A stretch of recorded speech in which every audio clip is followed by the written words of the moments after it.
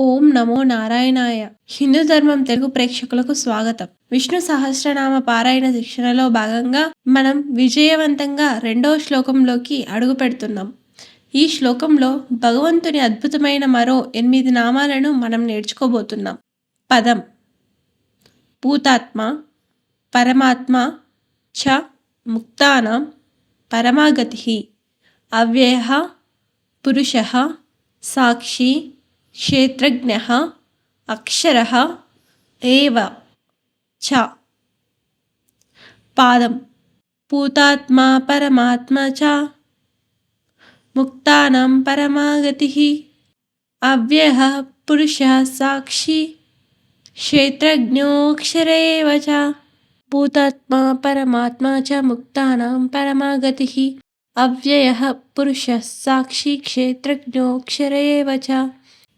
భూతాత్మా పరమాత్మ చ ముక్తానాం పరమాగతిః, అవ్యయః పురుషః సాక్షి క్షేత్రజ్ఞోऽక్షర ఏవ చ.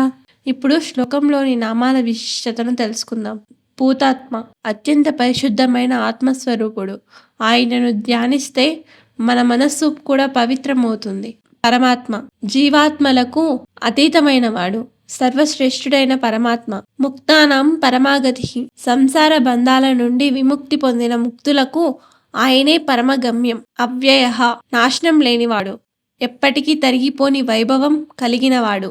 పురుషః ఈ పురమున వసించువాడు మరియు అంతటా నిండి ఉన్నవాడు. సాక్షి జగత్తులో జరుగుతున్న ప్రతి విషయాన్ని ఏ వికారము లేకుండా గమనించే సాక్షి భూతుడు. క్షేత్రజ్ఞః క్షేత్రం అంటే శరీరం. ఈ శరీరంలో జరిగే ప్రతి చలనాన్ని రహస్యాన్ని తెలిసిన జ్ఞాని. అక్షరః క్షయమును లేనివాడు, నిత్యుడు. చూసారుగా, ఈ రెండవ శ్లోకం పఠించడం ద్వారా మనం ఆ పరమాత్మ యొక్క పవిత్రతను మరియు నిత్యతత్వాన్ని స్మరించుకున్నాం.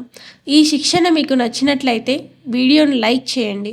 ప్రతిరోజు ఇలాగే శ్లోకాలు నేర్చుకోవడానికి మా హిందూ ధర్మం తెలుగు ఛానల్ని సబ్స్క్రైబ్ చేసుకోండి. శ్రీ మహావిష్ణువు అనుగ్రహం మనందరిపై ఉండాలని కోరుకుంటూ స్వస్తి. సర్వం శ్రీకృష్ణార్పణమస్తు.